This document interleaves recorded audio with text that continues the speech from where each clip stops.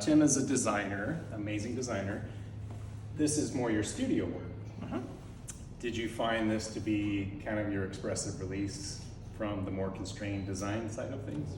That's a good question. I try to, not necessarily more expressive, but I've been lucky enough to be a member of the compound since 2016. 2016? Yeah, so a good amount of time. And it's, I exist, as I think many people do, like in multitudes. So I'm loud and quiet, deep and shallow. And I think that having a space like this has just been an area and an invitation, an easier way to express all of that sort of diversity within me. And it's always been like stepping into the space, whether it's this new one or the old one that was down the street. It felt like kind of going back to art school a little bit because there were so many tools, so many people always making. And so when I came across it, I was like, this is a great opportunity. And so I don't want to miss that and then thereby maybe, I don't know, make it harder to access those areas. So, yeah, we met Tim 2016. I don't remember under exact conditions, but you came in maybe as a walk. You were working in the studio doing screen printing. Yeah. Yeah, and then he's had a studio with us since then. It was the residency. Oh yeah, residency. Well, he was in the studio, and then we had an Agit Prop residency, which was a residency where we invited artists to come in and print for, I think it was a month, and it was intended for social causes, right? So come in, print for a month, make 100 posters, give away 100 posters, or do something with them, put them up around town. And Tim did a wonderful exhibit with that. I remember that, a group of posters. Very prolific designer, hard worker, making lots. And before we had the solo show, we always had prints of Tim's in the gallery. We had some rulers, lots of brilliant work. I mean, it's always been a pleasure to work with you, and it's always surprising new work that comes out of Tim as well. And all of this was, we talked, I don't know, several months ago, it was last year, about the potential of a larger show, and it made for a beautiful show, and it's very indicative of his process, and it's about the art making process, but also life as a whole. So, how'd you come up with the title, Tim? The title is actually from my now wife. So I'm a few weeks married, and this is, thank you. This is actually a misremembered quote from the Avett Brothers, which is one of her favorite bands. But we were talking about mistakes and just the themes around everything, and then I think she remembered something close to this, and then we sort of brought it full circle. And the second she said that, I was like, oh my God, I can already see the design, and I can already see all the pieces coming together. I'm actually you used surprise a few sentences ago, and I feel like in working on this, and what has seen me through a lot of this body of work has been, does this surprise me? Because my design work needs to be a little bit more calculated. I need to be delivering something that is expected, or at least making the space for surprise and then delivering that. And here, because of those mistakes, I often end up with something I'm like, wow. And then I sit with it and I let it sort of be in my life for a little while. And if I'm still feeling that way, then I'm like, all right, this is ready for other people to consume and to enjoy. So, How about I don't actually know a whole lot about your background. So where are you from? And where'd you go to school? Let's talk absolutely. Southern California, born. Whereabouts? In Fullerton. We did talk about it. Well, you ran into my folks. That's right. And That's you right. had this weird connection with you and my brother are probably from Southern California. Yeah. And his brother is about my age, I think. Yeah, around there. Yeah, we went nearby high schools. That's right. Very weird. Yeah, but sort of a few years down there, and then we moved up to Northern California in the Bay Area, and I was in Martinez and Danville for most of my elementary, high school. Was always drawing, and my dad worked at home, and so I would use his office supplies to make little zines and make little stories, and I would make my own lettering and all that stuff, things that people would call graphic design. But I didn't know that until I started just sort of dabbling and then taking art classes in high school and then doing some summer classes at the academy. Just because I knew that I could draw, I was like, all right, either it's animation, because that's the visual side of it that I could see in the world, or maybe it's this thing called design. I didn't really know what it was. And so fast forward a few months of trying that out, I started applying to schools like folks do at the end of high school. I was lucky enough to get into the Rhode Island School of Design. Rhode Island, yeah. Actually was just there for my college reunion. And it is far more charming than when I was there. So, really? Yeah, I mean, that's a whole other story. But yeah, went out there, was there for 4 years, did pretty well, graduated with honors, but knew that my heart was always back here. And I was lucky to have a few teachers that had worked at Chronicle Books. And so they wrote me some recommendation letters and helped me get into their fellowship program, which is like one of the few in the U.S. And I think it's still pretty well regarded in terms of actually like making work that goes out in the world and making high quality design work. So from there, I went worked at a small studio called Mine for about 5.5 years with Christopher Simmons. We were still working really hard, but left there to go to CalArts to continue to do design. I wanted to do a master's. I cut that short because I was invited to go work at Facebook when it was still Facebook. And that place had the Analog Research Lab. And if no one's familiar with that, it was born maybe a few months before I joined. My buddies Ben Berry and Everett Katigback, who have letterpress and screen printing backgrounds, were brand designers there. But because everyone was working on computers, they're like, well, we think a little bit more with our hands. We want to sort of make things quickly. So they started a corner with screen printing and then built it into something much larger. And I came in and was coming from CalArts that has a very strong screen printing poster culture. And I was like, wow, this is in a company. This is amazing. And so went from there for a little while and then jumped around to Airbnb and then Pinterest for about 7 years and Patreon, and now I'm at Anthropic. Wow. Always doing brand, always. Now you're where? I'm at Anthropic. Yeah. What kind of design work are you doing? Still brand. Brand Still, design, still trying to get people to connect to meaning and take action in their lives. That's why I've always sort of stuck with brand, frankly, because I feel like there's more heart and there's more me within it versus some other form of design. The work I haven't seen your design work as much, your quote-unquote professional, but the work you present in the gallery and that I've seen you do it seems like you got a message to say. You are about saying something, right, with your branding? Yeah. Are you translating that into your professional work as well as your private work, I guess? Yeah, I mean, that's one of the bigger struggles with this one, right? There's absolutely no text within here. I'm trying to stand back and let people sort of see the work within themselves or the relationship to it within their own lives. Versus a lot of my work, as you've mentioned, is me coming in with a message, being very clear, making it easy for someone to understand an experience that I'm trying to build. And I think that that's one of the interesting push and pulls about my overall practice is sort of the design side and the art side and where that line is. So through pure geometric design, you're hoping to invoke what? I think it's through the structure of geometric design, but then like trying to break that structure or trying to play within it, that I'm trying to get something that's much more evocative.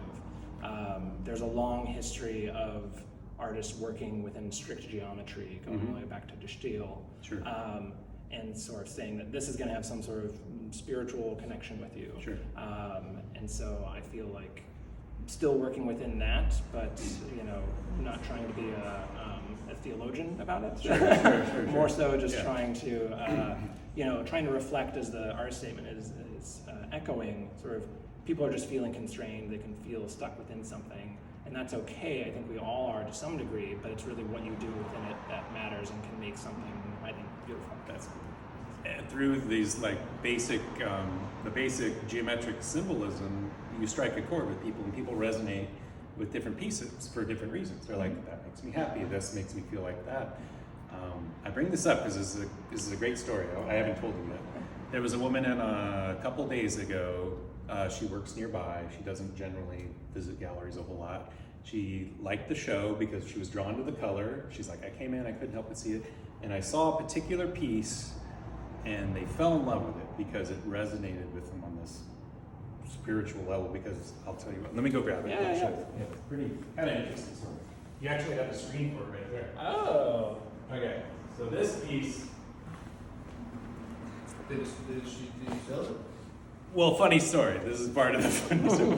They actually did. So she came in and she bought this piece, and it immediately resonated with her. She's from Lebanon, and she's moving pretty soon to Canada.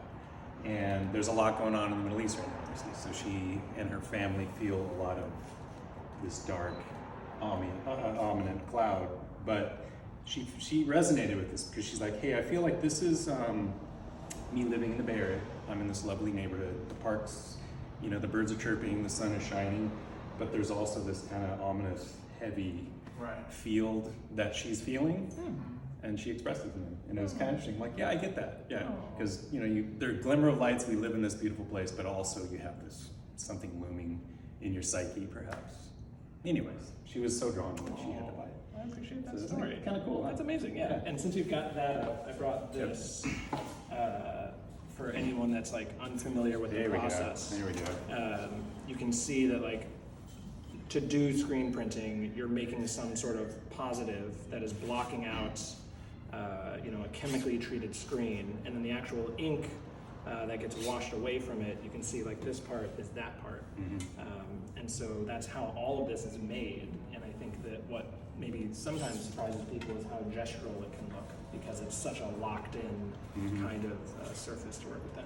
Yeah, generally this is a very commercial process, right? Yeah. You're making t-shirts or boxes or posters.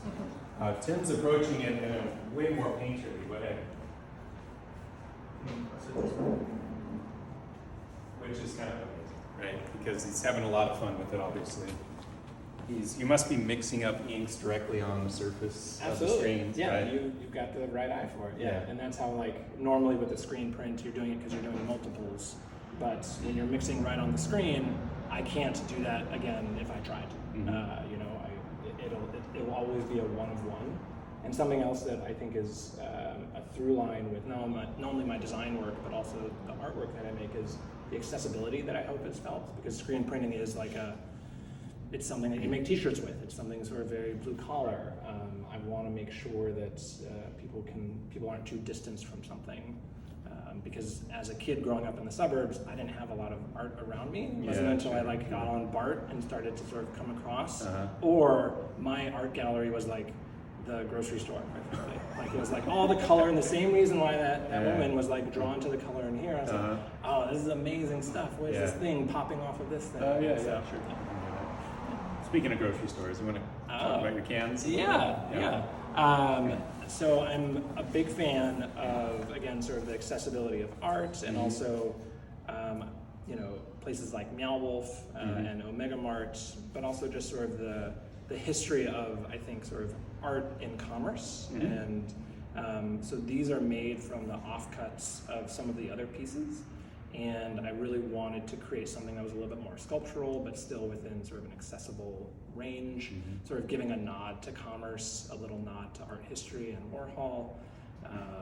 It's just really fun. Yeah, those are fun. Yeah. I love them. Yeah. And there's potentially usable ingredients, perhaps. There are usable ingredients. If you're desperate. If you're desperate, or if you're a bad cook, unusable ingredients. That's a bit, exactly. Designer. What's that? Designer. If there's a term, people say like, "What's a designer?" Yeah, exactly. So some folks have been getting those and making small arrangements with them, sculptural arrangements. We have a collection of some kind of like art objects, right? Yeah. I call that an art object. There you go. That's right. Yeah. Accessible art object. And that comes through in a lot of Tim's work, is the accessibility and the kind of art for every piece we've had. It's either a poster, a print, or an object that is accessible and positive. You're also very positive. Yeah, all your work is positive. You have positive messaging. The work itself is positive. I'm glad you see it that way. Yeah. That reminded me, the rezos that you all have are the forecasts, which are basically that's very accessible language. It's all about what you're feeling today, but it's used in the language of a news forecast in terms of. I would show that, but I think we sold them all. Yeah, I don't think we Yeah, that's fine. Do you have any other rulers? Those are fun. The other rulers are fun. So you had mentioned your next direction with this series might be a little more text-based. You might kind of work that into it. Yeah, so in making these, there's some rulers. So in making these, there were times when text would sort of creep in because a lot of it is just make-ready, which is other prints used to get the press up and running.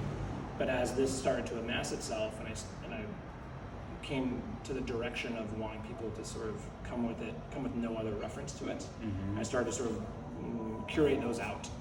And so there's a small collection that I think for another show could be a good duality of prints that are a little bit more, with a little bit more clear direction, like a piece of design, and then here is sort of all the mistakes from that, and just sort of getting to see those side by side, and maybe seeing the beauty in both of them. When you're printing all of these, are you working relatively fast and spontaneous and then curating later, or are you curating as you go? Definitely a little bit of both, but because of, depending on the weather actually, because screen printing is very much, it can easily be impacted by sort of the humidity or how hot or how cold it is. So sometimes I'll need to work really quickly. Some inks have a little bit more, pigment or a little bit more sort of stuff inside them, so they might get stuck on the screen a little bit more. Like if I'm working with gold, it'll dry up a little bit quicker because it has actual flecks in it. But I'm always sort of trying to make, and I've learned over time to make it and then set it aside and then curate later. Because it's too, then things really go wrong. Or there are probably another 200 sheets of paper that weren't, or prints that weren't in this. Wow. And so it's just a lot of stuff to move and curate all at once. That's awesome. I've seen the process a little bit. You'll fill a whole print rack up with prints, variations. They're not even, they're prints, but they're monoprints, essentially. They're not editions, right? So there's a big, beautiful rack full of color, and I'm like, wow, he's got to sort through all that and make a show out of that somehow. Multiple racks, So what's the ruler say? So the ruler says not everything that matters can be measured, and the actual increments on here are not based on any measurement. They're just lines. They're just lines, which was really fun to get printed, because the printer was like, well, this is off by like point whatever. I was like, perfect. You're like, it's supposed to be. It's supposed to be. It's absolutely supposed to be. It's just another example of sort of working within, accessible means, but hopefully delivering a message that resonates. That's off to you. Okay. You guys have any questions about Tim's work? The process or anything? Do you typically sketch things out or digitally to see what colors go together, or just you? My design work is more sort of planning based, but this is very there's almost no sketching. There might be a phrase in the night that I might jot down, but that obviously didn't show up in this one. There are others that are almost like references, like art history references that are just stuck in my head. Like there's some squares here that are based off of Joseph Albers. And I'll be like, oh, just do an Albers sunset explosion. Okay, great. It's not the usual way to work. Was that paralyzing or freeing to kind of not necessarily have a goal or directive in mind, like your professional work, but a more organic kind of nature? I think it's a balancing, actually. It's I wonder what the work would look like if I didn't have other pressures or other things I needed to do. In a way, that work helps me ask certain questions that allows this work to have other kinds of questions to be asked. Go ahead. Do you ever, so because there are no words in these pieces, and they are, beautiful geometric designs, do you ever stand around and turn them? Oh, absolutely. Like, do you have it? Yeah, or do they come out with What's right no, side this up? is the top? That's a great question. No, some of them I feel like just compositionally, you're like, this feels like, and I think that some of that is maybe baggage from like a learned visual history that we might all have, right? If we are in the Western world and we're reading left to right, we think certain directions go certain ways. But there's definitely like one or two, so these are all stamped on the back and they've got the title, my name, and the year. there's a few of them that I definitely stamped top and bottom because I myself was even like a little bit confused, being like, this could go this way, and then I left it there, and then when I came back to finish hanging it, I probably like didn't even see the stamp, was just like, oh no, it could go that way too. So yeah, a little bit of both. And then there's the last minute decision of like, well, I have to put a picture wire, a hanging wire on it, so we'll decide at that point. We'll decide that, yeah. Jason Gouillard is another artist we show up above. He's very similar. He works on a rotating easel, and he's like, well, you can put it however you want. And then we're like, well, we got to pick a direction, so we'll put a wire on it, but you can certainly rotate it. Yeah, I'd say most of them are meant to be portrait though, just because I feel like that as a format for this kind of work, and for me it's just a little bit more active, and it references sort of the posters that format. Yeah, they are very poster-like. I mean, they're posters, kind of. Ish. But they're not. It's a really interesting mashup. Are they posters? Are they abstracted posters? They're now mounted to panels. They're on a gallery wall. They're elevated posters, but they're still accessible and fun and playful. It's cool. Yeah, it's a good series. Yeah, we hope to show more. Yeah, that's for sure. Cool. Well, thank you guys. Thank you. Yeah, you have any other thoughts? No, just really grateful to have this here. I feel like it's like somewhat complete circle from like, walking in one day to a gallery show down the streets, and then now showing in it. I'm just so thankful and grateful to you and to Lena. Thank you. And looking forward to making more art and film. Likewise. And speaking of putting a show together, I mean, he's very professional in his design career, obviously. Even though this is spontaneous, he's methodical, and I can see why you're successful as a professional designer. This show came together. He asked for the dimensions of the walls. He laid the entire show out piece by piece perfectly, and we just hung it. Usually we get a truckload of art and we figure it out, and that's our job. We curate and we figure out what works. But it's actually a very difficult part of what we do. And Tim had this whole map, and I'm like, uh-oh, is this gonna work? And it was really easy. It was perfect. So that's awesome. It was just dialed in. You could work for a museum. Oh, thanks. Down to every single piece. So thank you. Thank you. It's been a pleasure. Cool. Thank you all. Thank you. Yeah, thank you for joining us. Yeah, I'm glad you were here to see the last. This show will be open one more week, and then we'll be closed for a little break. But this is open till next Sunday, Wednesday through Sunday, next week and tomorrow too. Yeah. Awesome. Thanks, Tim. Thank you. Yeah. Cheers. And please eat some sweets, you guys, and have some drinks because we have them. Thank you. Oh, nice. This might show up in a future show. Oh, thank you. I have a coin at home on my desk. It's a Quetzal. It's from the country that my parents are from, Guatemala. And I just kind of play with it sometimes. Yeah. And I just hear it. It's